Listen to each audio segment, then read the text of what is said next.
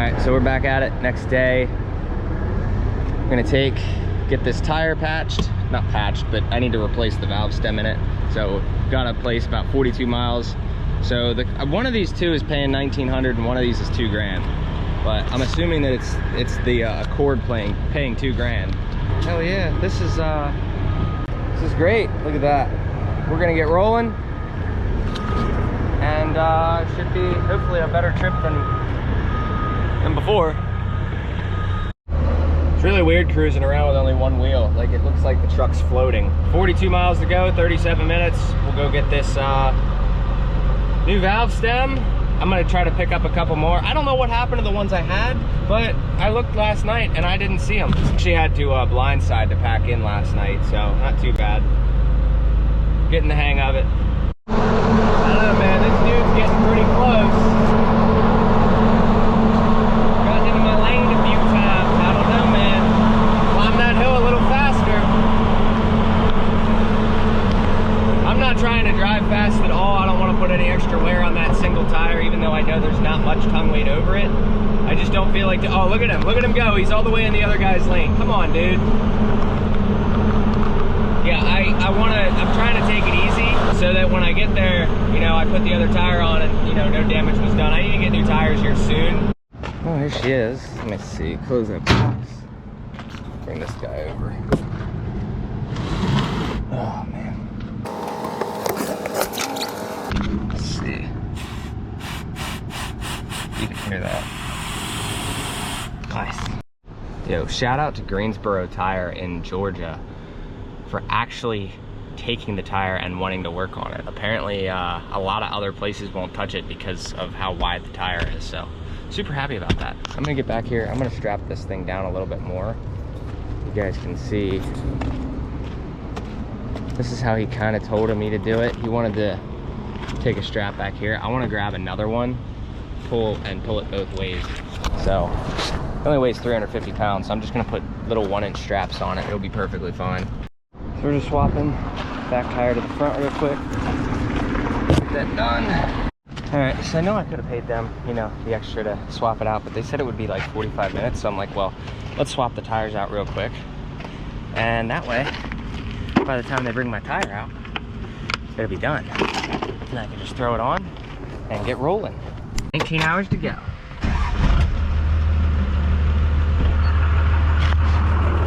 Wait for her to warm up a little bit. Everything's good. Shout out to these guys for doing it.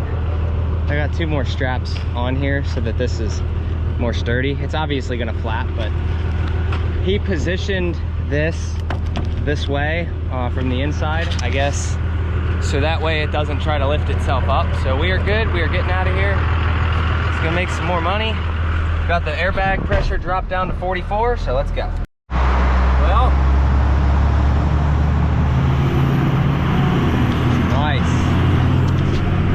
Freddie's in a hurry. An hour to go 4 miles. Accident ahead. Wow. All right. Well, what a day. We're still sitting in Georgia. So we got the coppers up there. Oh, there we go. They got pretty smashed up. I'm climbing the, you guys will know, on I-24 through Tennessee, there's a big, long hill. And I have no idea what my EGTs are. And I'm just doing what I feel is right, let's put it that way. Cruising up this hill, I'm doing about 50 right now. I don't know, I really don't, not knowing what the UGTs are, I don't want to like really mess something up, but I can easily get 1600 on the EGTs with the new fuel plate. Taking her easy, you know, sitting at 50 miles an hour. I think this thing sees about 1600 on the EGTs daily, and I've been doing that for like the past, like, I like to say past month. So I'm kind of curious on what the pistons look like and if they're all right, but I don't hold it for long, like maybe 10 seconds tops, 15 tops, I'd say. I'll do a video on that, pull the injectors and get a borescope down there and show you guys what the pistons look like. I smell brakes and they're not mine. Somebody in front of me must have been holding their brakes the whole way down. That stinks. I think it's that guy up there. His brakes stink. I saw a bunch of smoke come off the truck. We'll see. Man, today's not really going to be an interesting day unless we break something. But what can we break to make the worst trip that I've ever had even worse? I don't know. No, we got about 14 and a half hours until we are where we need to be. Obviously, you won't see that in this video. Don't have that much time on a logbook, but I need to be there tomorrow by 2 o'clock. That should be doable. So the Edge CTS2 is really good. I've had it for many years now. Yeah, there's minor things that I definitely don't like about it. I've literally had this thing probably since I bought this truck. Like, I bought 2 of them brand new. One of them, the screen stopped working to the point you couldn't touch it to actually have it do anything, but it would still work just fine. You just couldn't touch it, and it was very intermittent, but it would stop working every now and again. And then this one, the cable itself is actually bad, because anything that's plugged into the cable, like any extra sensors that you want to plug in, like an EGT sensor, it's that cable. If I wiggle this cable right back here and I shut it off and turn it back on, the EGT sensor works. Or if the EGT sensor freezes, like the reading, you wiggle it and it works perfectly fine. So I think I paid like $650, $700 for it back then. I mean, I've liked it. It does everything it needs to do. It just, I don't know, things break. It definitely lasted a lot longer than the glow shift gauges though, because I've been having issues with them too. I had to fix the fuel pressure gauge again. The oil pressure gauge stopped working a little bit there. One of the connectors in the back started doing something weird, so I had to take care of that, but it's pretty decent. Wiggle the back here. All the parameters are on there: coolant temp, EGTs, mile per hour, fuel, RPM, battery voltage, and how many miles I've driven since I shut it off. I'm at 268 right now. I'm really glad nothing's broken yet. I mean, I know, like, every time something breaks, I get more content for you guys, but at the same time, it does kind of get old every now and again. But the key is to just always be positive about it at the end of the day. As long as I've preached this many times, as long as your bills are taken care of, your family's taken care of, that's all that matters. And I know, you know, coming from power only, I know what I was making per week doing power only. I was really good at it. I knew how to make money doing it. I was able to see upward almost $6,000 one week of just doing power only. You do have to drive more, you get less pay per mile and more deadhead, but I was good at it. I knew exactly the market. I knew how to get to places, how to get out of places.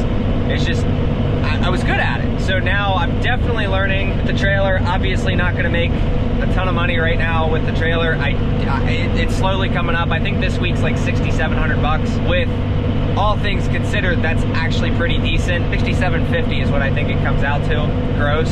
Can't wait to get a CDL. Can't wait to get a 3 or 4 car hauler. I know you can get the flip outs for the 3 car haulers to make it a 4.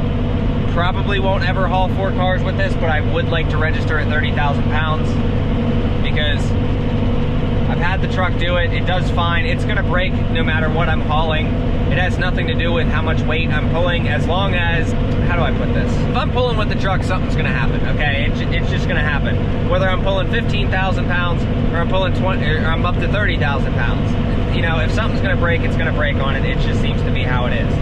So, can't wait to try that. Super excited for it. Maybe down the road. I know I talked about getting a semi. I want to get the priority straight first with this year. I know I talked about getting the truck painted. That is coming. I do need to get mega cap flares before I touch the bodywork. I talked about getting a semi. I also talked about maybe we get a 5500 at some point.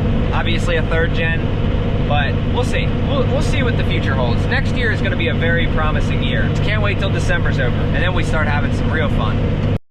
Well, decided to go to McDonald's and pilot because McDonald's wouldn't let me use their bathroom. They made me walk through the drive-thru, but everything's holding up here. I mean, it's pretty decent. You know, it's got a little bit of play back and forth, but he said as long as that propeller doesn't hit, that's what they're worried about. Other than that, experimental. I didn't notice that until one of you guys pointed it out, but there's the name of it, High Max. So this is 350 pounds, and apparently it's got a 550 pound capacity, so you can have a 200 pound driver.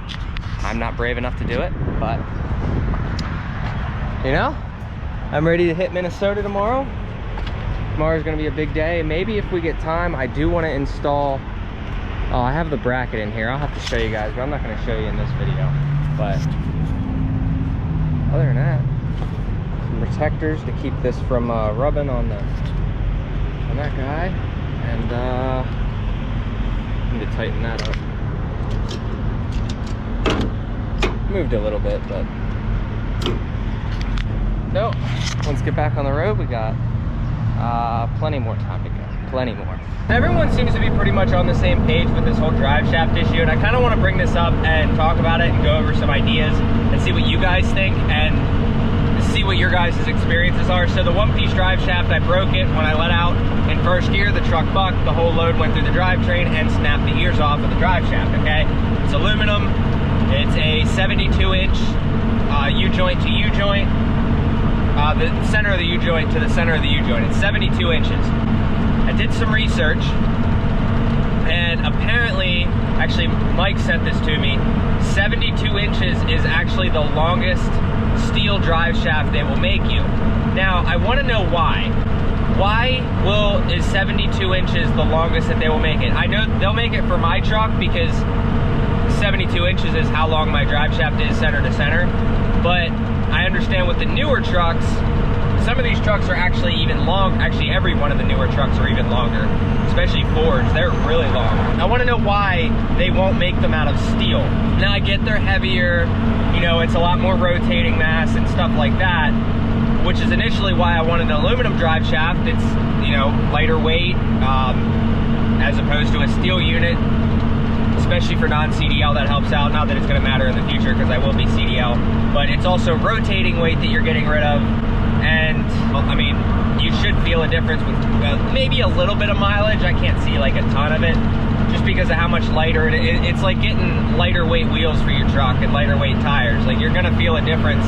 You're getting rid of rotating mass. Let's just put it that way. So, what are your guys' opinions on this? Should I get a I mean, obviously, they'll do a 72, which is 6 feet. So, steel drive shaft, 72 inches. Should I do that? Should I get the one piece? I'm obviously going to get the one piece built, rebuilt again, which is aluminum, but we're just going to have the same issue again, okay? If I ever, and I've actually started paying attention to my driving style, and I've noticed that I do that occasionally. I will let out in first or second gear, and the truck will lunge forward. Even if, like, because I try to float first to second, sometimes I'll miss it, and I won't pull it out in time, so the whole truck will just jerk forward.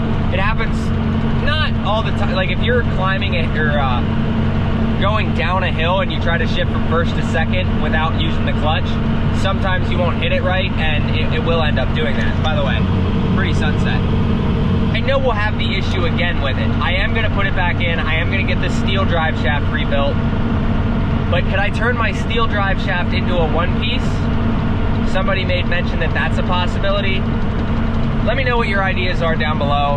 And yeah, I appreciate your guys' thoughts. According to the internet, 72 inches center to center is the most that they'll make on a steel drive shaft, which isn't a problem for me, but it'll definitely be a problem on a newer truck. All right, well, that's pretty much gonna do it. We're here at I think a Pilot. It's either a Pilot or Flying J, I don't even know. But should be there tomorrow, which means we'll get to start working on stuff. I can't wait to get the AC in. Really hope I get there in time, but with a decent distance left. But this is pretty much gonna do it. I'm trying to give you guys daily content. I know some of this stuff, maybe it gets a little boring, I don't know, but I do try to pretty much daily content, okay? That's what I'm trying to do while I'm out on the road. I know there's times I can't. If you guys have questions and topics that you want me to cover to kind of like make it so that I can do 2-day vlogs, let me know. Because I know I've done them in the past. They're not the most popular thing in the world. When people need to learn stuff, not too many people watch it. So it's like, now also mind you, I mentioned this earlier in the video, I'm definitely nowhere near an expert with flatbed or car hauling. I was mainly from power only. I knew how to make money power only, but that was about it. So definitely not new to the industry, but definitely am a lot, like, really new to car hauling and not car hauling, but like flatbed. You get what I'm saying. So I hope you guys enjoyed the video. Safe travels. Don't do anything crazy. I'll see you in the next one. Have a good one.